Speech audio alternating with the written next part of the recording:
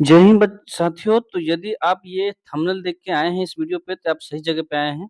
क्योंकि आपको पता होगा कि किसी भी एग्जामिनेशन के जब आप प्रिपरेशन स्टार्ट करते हैं तो सबसे बहुत बड़ा मुद्दा होता है कि हमें एग्जामिनेशन में जो जिस नंबर पे हम जितने नंबर पे पास होंगे उस नंबर के लिए हमें उस एग्जाम में पूछे वाने जाने वाले जो सब्जेक्ट हैं उसका सिलेबस क्या है? क्या उसके सिलेबस को हमको पूरा पढ़ना है या उसके कुछ सिलेक्टिव चैप्टर को पढ़ना है जहाँ से क्वेश्चन बार-बार ज़्यादा आते हैं? तो चूँकि बिहार डीएलएड एग्ज़ामिनेशन का इस बार टाइम बहुत कम दिया गया है, 27 फरवरी को अभी टेंटेटिव डेट है एग्ज़ामिनेशन का। और एक और न्यूज़ आपको बता दूँ कि आपका एग्ज़ामिनेशन का फॉर्म फिल अप का 5 दिन डेट बढ़ा दिया गया है, जिसका हमने सवेरे ही वीडियो अपलोड कर दिया था। तो जो लोग नहीं फॉर्म भरे हैं, वो जाके फॉर्म फिल अप कर लें। इससे पहले इस चैनल पे आपको मैथ्स के पूरे सिलेबस के बारे में हमने डिटेल की चर्चा किया है कि किस चैप्टर से कितने सवाल पूछे जाते हैं। हिंदी सिलेबस में देखिए हिंदी कुल लगभग 23 से 25 चैप्टर का जो है आपका पूरा सिलेबस है। तो क्या हिंदी में हमें 25 चैप्टर पढ़ना है और जिसमें कुल 25 क्वेश्चन पूछे जाएँगे और हमारे पास समय है अभी फ़िलहाल 27 फरवरी तक जो कि ऑलमोस्ट 1 महीने बचा हुआ है। तो आपको पता होना चाहिए कि किसी भी एग्ज़ामिनेशन के लिए यदि आपके पास पूरे साल का समय मिले, तो आप किसी भी एग्ज़ामिनेशन के पूरे सिलेबस को अच्छे से कवर कर पाएँगे। लेकिन कम समय में अगर हमको स्टडी करना हो, कम समय में अगर एग्ज़ामिनेशन का प्रिपरेशन करके अच्छे मार्क्स लाना हो, तो उसे हमें हार्ड स्टडी नहीं करना होता है, बल्कि हमें स्मार्ट स्टडी करना होता है। यानी क्या हमें पढ़ना है, इससे ज़्यादा इम्पोर्टेंट हो जाता है कि क्या हमें छोड़ना है, क्या नहीं पढ़ना है। तो यही हम पिछले इस वीडियो में आपको पिछले वर्षों के जो क्वेश्चन पूछे गए हैं, उस क्वेश्चन को आपको दिखाएँगे हम कि 25 क्वेश्चन में से कितने क्वेश्चन किस चैप्टर से पूछे गए हैं, ठीक है? और यही पैटर्न आपके आने वाले एग्ज़ामिनेशन में भी रहने वाला है। तो किस चैप्टर से कितने प्रश्न पूछे जा रहे हैं? क्या हमें 25 चैप्टर पढ़ना होगा? तो इन सभी के बारे में हम वीडियो में डिटेल से चर्चा करते हैं। तो चलिए बिना किसी देरी के हम वीडियो को शुरू करते हैं। चैनल पर नए होइएगा तो प्लीज़ चैनल को सब्सक्राइब कर लीजिएगा। देखिए, ये हमने लिया है, ये कुल सामान्य हिंदी का लगभग ये चैप्टर है। तो इस चैप्टर को देखने से पहले सबसे पहले हम देख लेते हैं कि एग्ज़ामिनेशन में कहाँ से क्वेश्चन पूछे गए हैं। तो देखिए सामान्य हिंदी का जहाँ तक यहाँ से पोर्शन स्टार्ट होता है, 25 क्वेश्चन का सवाल है। ये 2023 का क्वेश्चन पेपर है ना? 2023 से 24 कंटिन्यू सेम हो रहा है। 2022 में क्वेश्चनों की संख्या हिंदी में 30 हुआ करती थी, लेकिन 2023-24 में ये क्वेश्चन की संख्या 25 हो गई है। तो देखिए चोर-चोर मौसरे भाई लोकोक्तिया से सवाल है। इसके बाद समास से सवाल है। आप काउंट करते रहिएगा कि कितने सवाल किस चैप्टर से पूछे गए हैं, ठीक है? इसके बाद यहाँ पर अगर आप देखेंगे, तो इधर भी हम देख लेते हैं। तो एक समास यहाँ हुआ, समास यहाँ हुआ, 2 समास का क्वेश्चन हुआ, पदबंध का क्वेश्चन हुआ, 3 हुआ। उसके बाद शुद्ध वाक्य करें, वाक्य का शुद्धिकरण करने से सवाल हुआ, एक लोकोक्तिया का सवाल है। उसके बाद अलंकार का देखेंगे तो ये अलंकार का सवाल है, ये भी अलंकार का सवाल है ना? और इसके बाद ये भी जो है आपके अलंकार का ही सवाल है, ठीक है? उसके बाद आगे हम चलेंगे तो एक आपके पास पैसेज दिया जाएगा, जिस पैसेज को कहानी को पढ़ के आपको उसके आधार पे आपको आंसर करना होता है। फिर देखेंगे तो अशुद्ध वाक्य है ना? निम्न में से विशेषता बताना है, ये विशेषण का क्रिया हो गई, ये लोकोक्तिया हो गई, है ना? उसके बाद रस का सवाल है, समूहवाचक संज्ञा का सवाल है। तो आप देखते चलिएगा, यहाँ शुद्धिकरण का वाक्य है, समास का ये तो हमने देखा था, पदबंध का एक सवाल था। आगे चलेंगे तो आप देखेंगे, तो पुनः एक अलंकार का सवाल हो गया, है ना? ये वर्ण से सवाल हुआ, उसके बाद मुहावरा का एक सवाल है। उसके बाद आगे बढ़ेंगे हम, तो छंद का सवाल आ गया होगा। ये संधि विच्छेद है, छंद है।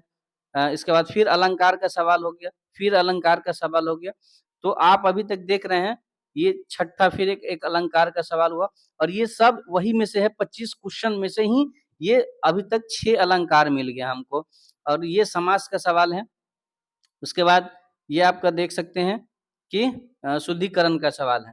तो आप यहाँ देखेंगे तो सिर्फ 25 क्वेश्चन के सेट में यदि आपने देखा होगा तो कुल 6 जो है 6 से 7 सवाल आपके किसके थे? तो ये अलंकार के थे। उसके बाद 3 से 4 सवाल आपके समास के सवाल थे। अगर आपने देखा होगा तो 3 हमको तो लगता है ये 5 क्वेश्चन भी चला जाता है किसी-किसी शिफ्ट में। तो अगर ऑन एन आइडिया लिया जाए तो सिर्फ़ और सिर्फ़ अलंकार और समास ये मिलके आपके 10 नंबर के क्वेश्चन पूछे जाते हैं। एक क्वेश्चन आपका पैसेज पूछा जाता है जो कि 2 से 3 सवाल भी होता है, मैक्सिमम 5 क्वेश्चन पैसेज से दिया जाता है। तो अगर 12 से 13 सवाल आप यहाँ से ले सकते हैं। उसके बाद आप ये यहाँ पर चलेंगे तो आप देखेंगे संधि विच्छेद से भी आपको क्वेश्चन मिलेगा, 2 से 3 सवाल संधि विच्छेद हो गया। छंद से 1-2 सवाल मिलेगा, है ना? और मुहावरा तो ऐसा मुहावरा रहता है कि आप पकड़ में आ जाएगा। वर्ण का हो गया, है ना? तो ये आप देख लीजिएगा। और कथन जो है सही और गलत करने के से सवाल होता है। ये समाज का सवाल हो गया, ये भी समाज का सवाल। तो आप ऐसा मान के सकते हैं कि अलंकार से आपके 5 से 7 सवाल, है ना? उसके बाद समाज से आपके 4 से 5 सवाल, उसके बाद आपके पदबंध यानी छंद से आपके सवाल 1 से 2 सवाल हैं।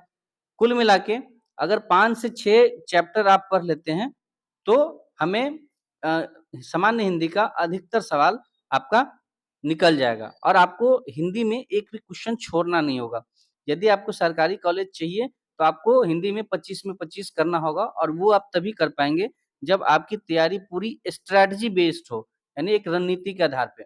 अब आप देखेंगे, तो ये आपके इतने चैप्टर हैं, जिसमें आप देखेंगे तो वर्ण और ध्वनि ऑलमोस्ट सभी को पता होता है। शब्द विचार, संज्ञा, सर्वनाम, विशेषण, क्रिया विशेषण, अव्यय, वाच्य, लिंग एवं वचन, उपसर्ग और प्रत्यय। यहाँ से भी क्वेश्चन होता है लेकिन उपसर्ग और प्रत्यय से हर शिफ्ट में क्वेश्चन नहीं देखे जाते हैं। कारक और विभक्ति, संधि विच्छेद, है ना? ये हुआ समास और उनके भेद, मुहावरा, कहानियाँ और लोकोक्तियाँ, है ना? उसके बाद पर्यायवाची शब्द, विलोम, श्रुति, सम, समानार्थक, अपघटित गद्यांश, वर्तनी संबंधी अशुद्धियाँ, वाक्य संबंधी शुद्धियाँ, की पूर्ति। हमको जो पढ़ना है, हमको कौन-कौन चैप्टर पढ़ना है, वो आपको ध्यान रखना है। और पढ़ना भी है, साथ में इसके जितने ज़्यादा क्वेश्चन हो सके ऑब्जेक्टिव, वो आप करने का प्रयास करेंगे। तो हमें एक पढ़ना है अलंकार, दूसरा पढ़ना है शुद्धियाँ, है ना? वर्तनी और शुद्धियाँ पर इसमें जितना ज़्यादा प्रैक्टिस कर पाएँगे आप, वो ज़्यादा बेहतर होगा। 3 चैप्टर हुआ, इसके बाद हम पढ़ेंगे मुहावरा को याद कर लेंगे, समास और उनके भेद याद कर लेंगे, संधि विच्छेद याद कर लेंगे, कारक और विभक्ति भी याद कर लेंगे जो कि बहुत ही आसान चैप्टर होता है। उपसर्ग और प्रत्यय भी आसान चैप्टर होता है, ये याद कर लेंगे। लिंग वचन तो आप ऐसे ही आसानी से निकाल देंगे।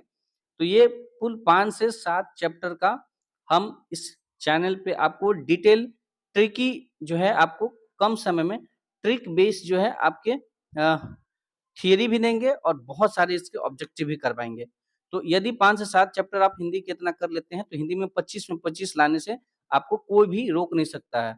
और जब एंड में जब आपका एग्ज़ामिनेशन टाइम आएगा, तो वहाँ हम सिर्फ़ और सिर्फ़ ढेर सारा प्रैक्टिस करेंगे ऑब्जेक्टिव क्वेश्चन का, जहाँ पे आप अपनी तैयारी का मुआयना कर सकते हैं, जाँच कर सकते हैं। तो आपको ये वीडियो कैसा लगा? आपको किस तरीके से हिंदी की तैयारी करनी चाहिए? इस वीडियो के बाद आपका सारा कन्फ्यूज़न दूर हो जाएगा। तो आई होप कि आपको इस वीडियो से काफ़ी हेल्पफुल होगी और इससे वीडियो से संबंधित अगर कोई भी और क्वेरी हो, तो आप नीचे हमें कमेंट बॉक्स में कमेंट करके पूछ सकते हैं। आपका नेक्स्ट जो है मैथ्स का सिलेबस तो हमने अपलोड किया ही कि मैथ्स में किस चैप्टर पे आपको जोर देना है। उसके बाद अब हमारा रह गया इंग्लिश, है ना? उसके बाद इंग्लिश हो गया और रीजनिंग, ठीक है? इंग्लिश और रीजनिंग, उसके बाद जो बच गया जीके, जीएस और साइंस, तो उसमें आप साइंस फिर हम बारी-बारी से सभी विषय का जब आप बोलेंगे, वो हम लेके आएँगे। जो इंग्लिश है और रीजनिंग है, इसका अगला वीडियो हम इंग्लिश और रीजनिंग पे लाने वाले हैं। तो मिलते हैं नेक्स्ट वीडियो में, तब तक के लिए आप स्वस्थ रहिए, मस्त रहिए और अपने पढ़ाई में पूरी तरीके से व्यस्त रहिए। Thank you so much. जय हिंद।